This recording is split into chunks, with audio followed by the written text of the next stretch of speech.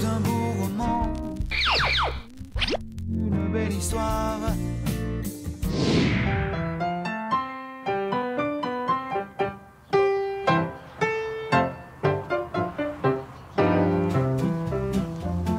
Ils nous surprendront toujours. Après les chevaux de course, les chevaux de concours ou encore les chevaux de loisirs, voici venus les chevaux savants. Les chevaux, le cheval plutôt. Hein, tu veux leur faire un petit câlin? Non, je l'ai pas fait. Ah, oh, bah oui, tiens, comme dans le film. Hein, t'as de beaux yeux.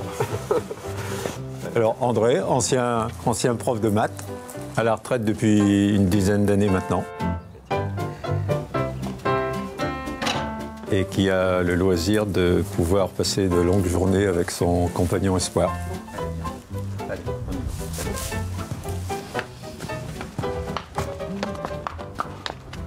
J'ai toujours aimé les chevaux. Bon, ça ne s'explique pas. Hein. Et bah, je me suis dit que pour la retraite, ce serait bien d'en avoir un. Et je suis tombé par hasard sur ce loustic. Hein. La première fois que je l'ai vu, on ne va pas dire que les regards se sont croisés, hein, ce serait trop facile. Mais enfin, il y a une attirance spontanée. Voilà. Et je l'ai pris, sans même réfléchir à la chose. Enfin, j'avais vu quand même qu'il avait un œil pétillant. Hein, vivace, bon, c'est quand même un pur sang. Hein, et là, oui, Espoir, tu vois. Je savais depuis longtemps que le cheval établissait facilement des relations de cause à effet. C'est pour ça qu'on le voit dans des cirques, dans différents numéros. Je voulais un autre domaine que l'exercice physique, c'est-à-dire des activités plutôt intellectuelles. Et c'est comme ça qu'André a pu transmettre son goût des chiffres au plus improbable des élèves, son cheval Espoir. Sans aucun doute, la plus belle leçon de sa vie. Le 5 juillet 2009, au début des vacances, des grandes vacances, j'ai un ami là, qui reçoit ses petits-enfants et on faisait depuis déjà un an ou deux les portraits avec les prénoms. Il y avait Jacques, Emma et Mathieu sur la table. Puis je dis, on va faire une petite révision avant qu'ils arrivent en vacances. Bon, puis je le fais, bon, du premier coup, ça marche bien. Et là, ce jour-là, le matin, spontanément, je lui ai dit, et le frère d'Emma. Et il prend Mathieu.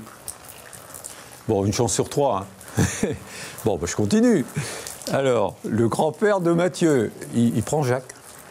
Et comme ça, sans arrêt. Celui qui est à gauche de Mathieu. Bon, alors, on se demande sur le coup si on rêve ou pas. Alors, j'enchaîne en prenant les triangles, les carrés, les ronds. On peut leur dire les noms. Bah, je dis celui qui a 3 côtés, celui qui a des angles droits, et puis hop, et puis je continue comme ça. Et à partir de ce jour-là, eh bien, je me suis rendu compte qu'il avait une méthode à lui, qu'il a développée, parce que je lui ai laissé certainement une grande part d'autonomie, d'indépendance dans ses apprentissages. Ce qui fait que maintenant, eh bien, il est autonome, si on peut dire. Je peux lui présenter n'importe quoi sur la table. Il faut que je sois à ses côtés, c'est sûr. Hein. Et bah, comment ça s'établit? J'ai essayé de trouver une explication, mais j'ai jamais trouvé quelque chose de vraiment plausible. Hein. Et il a quand même son petit bout de carotte. Tu les reposes. Allez, 1, 2, très bien, et 3. Ah. Voilà, ben là, c'était ça. Alors, c'est l'anniversaire de qui aujourd'hui? C'est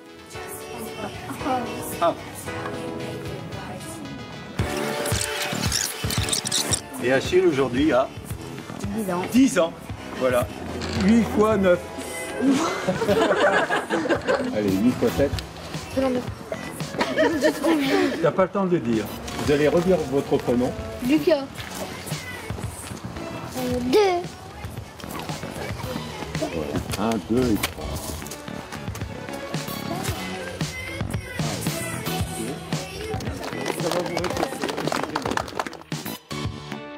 On est très dépendants l'un de l'autre, ce qui fait que je ne peux pas partir plusieurs jours sans lui. On me rappelle souvent que, oui, un jour il sera parti. Puis moi aussi. Hein?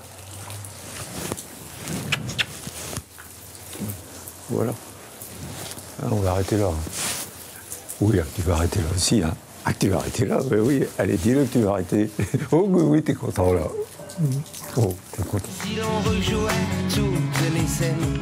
Une reconversion réussie donc pour André et Espoir qui, à n'en pas douter, ont encore plus d'un tour dans leur sac. Le thème